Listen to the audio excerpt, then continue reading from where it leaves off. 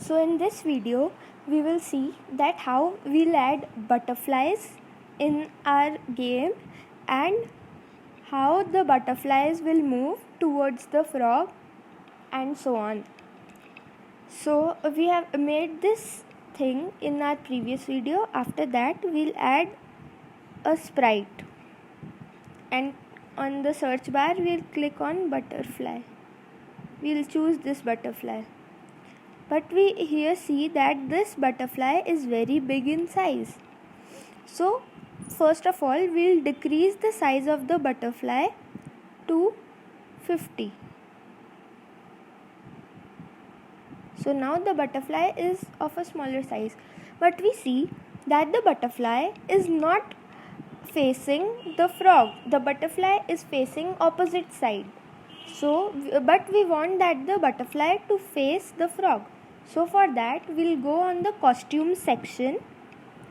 We'll choose our butterfly and we'll click on flip horizontal. So now we can see the change in our stage area. We'll see that the butterfly has changed its direction or flipped horizontally and is now facing the frog. So now we have added the butterfly or the sprite and we have flipped it horizontally and we have reduced the size so that it isn't too big.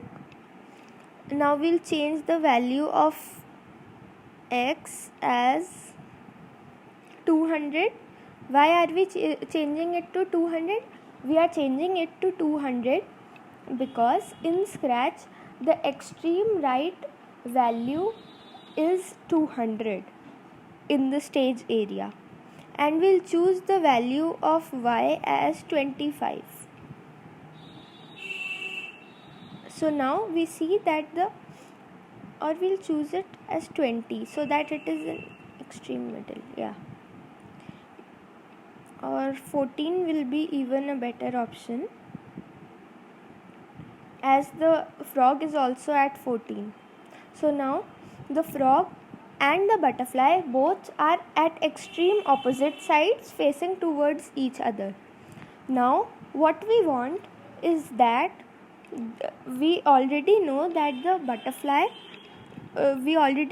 the frog is moving upwards and downwards and it will throw venom on the butterfly, and now we want that the butterfly should move left and right towards the frog or away from the frog.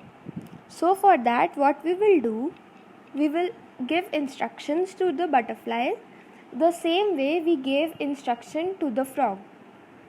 So first of all we'll go on events and click on when green flag is clicked. After that we'll set the position of x as 200 because it is the extreme right position in the stage area in Scratch programming, and we will set the position of y as 14 so that both the butterfly and the frog are at the same level.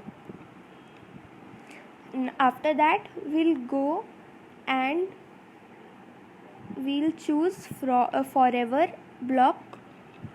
In the forever block we'll write what we want is that the butterfly should move left and right forever. We are choosing forever because we don't want the butterfly to just go out of the stage area and not come back on the stage area again. So because of this reason we are using the forever block. By using forever block, the butterfly will again and again repeat its motion and again come on the screen whenever it goes beyond the screen. So after choosing forever block and dragging it to our input area, now what we'll do is we'll change the position of x by -10 because we want that the butterfly should constantly move towards the frog. So towards the frog would be in -x direction. So for minus x direction, we'll choose minus 10. We can choose any value, minus 5, minus 11, minus 20. But for now, I am choosing minus 10. You can choose any value, but minus 10 is appropriate in this case. So we'll drag the change x by value option and change it and set it to minus 10. So now we'll see that whenever we click on this, we can see that the butterfly is moving towards the frog and it is moving in the negative x direction towards the frog. So that is what we wanted. That is it for this video. In the next video, we'll further study how to continue this game and how the frog will spit venom and the further game and how we'll code this game. Thank you so much.